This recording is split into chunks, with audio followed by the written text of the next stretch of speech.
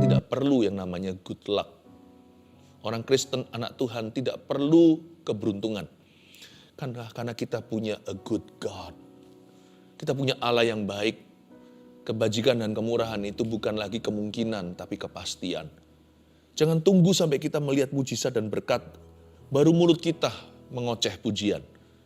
Bahkan sebelum itu kecaplah dan lihatlah, mulut harus dibuka, lidah bibir harus didengungkan. Terpujilah nama Tuhan, besar kasih setiamu, ya Allahku. Sebab Tuhan baik, bahwasanya untuk selama-lamanya kasih setianya. Ini bukan bicara tentang PAW atau praise and worship. Ini bicara tentang sikap hati yang bertekad bulat untuk memuji Tuhan no matter what. Apapun terjadi dalam hidup ini, kita harus bersyukur dulu di depan. Bayar di depan dulu syukur itu. Syukur itu bukan di belakang. Kalau di belakang itu namanya aji mumpung. Kalau kita mau bersyukur itu, dahulukan Tuhan. Tuhan di tempat pertama. Mujizat berkat itu boleh jadi, boleh tidak, boleh datang sekarang atau nanti. Itu gak pengaruhi syukur dan pujian. Karena Tuhan itu udah layak dari dulunya. Dari sononya, dari dahulu kala. Dari alfa hingga omega. Dari terbit matahari sampai pada terbenamnya. Biar nama Tuhan dipuji. Ada alasan yang kuat untuk bersuka cita. Karena Tuhan itu memang layak untuk terima pujian dan penyembahan kita. Gak usah tunggu pengalaman hidup kita. Apakah membenarkannya. Apakah meneguhkan pujian itu layak diberikan.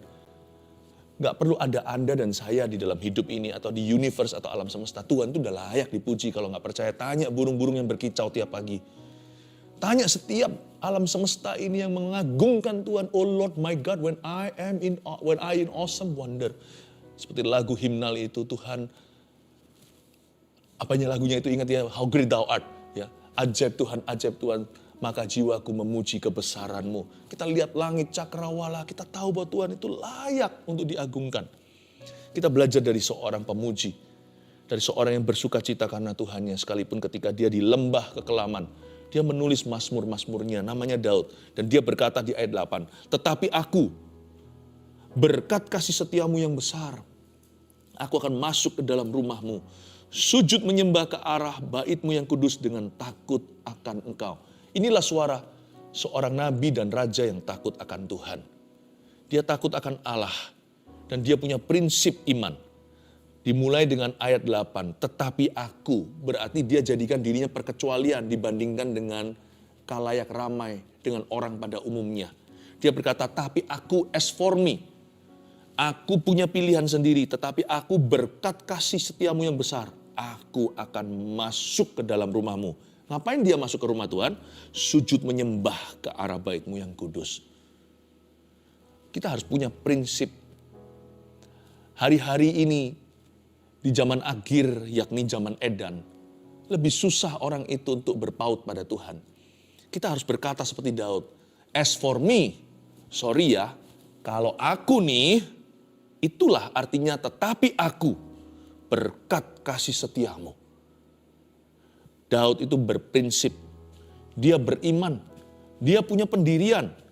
Bahkan waktu dia masuk ke dalam rumah Tuhan, ini bisa jadi masuk ke gereja di zaman modern ini, atau bisa jadi waktu kita sendiri dalam privacy, kita memuji Tuhan dengan sengaja. Pokoknya kalau kita mau bersuka cita, kita harus lawan arus. Tetapi aku berkat kasih setiamu yang besar, aku akan, itu determination dalam bahasa Inggrisnya, itu tekad bulat. Aku akan, pokoknya aku akan masuk ke hadirat Tuhan untuk menyembah Dia dengan sengaja. Gak peduli dengan perasaan dulu, dan dia gak mut-mutan. Tapi yang menjadi motivasi utamanya dia masuk ke hadirat Allah karena dia adalah seorang yang takut akan Tuhan. Dia menyadari bahwa Tuhan baik no matter what. Apapun terjadi, Allahnya baik. Tuhan itu setia dan Tuhan selalu benar.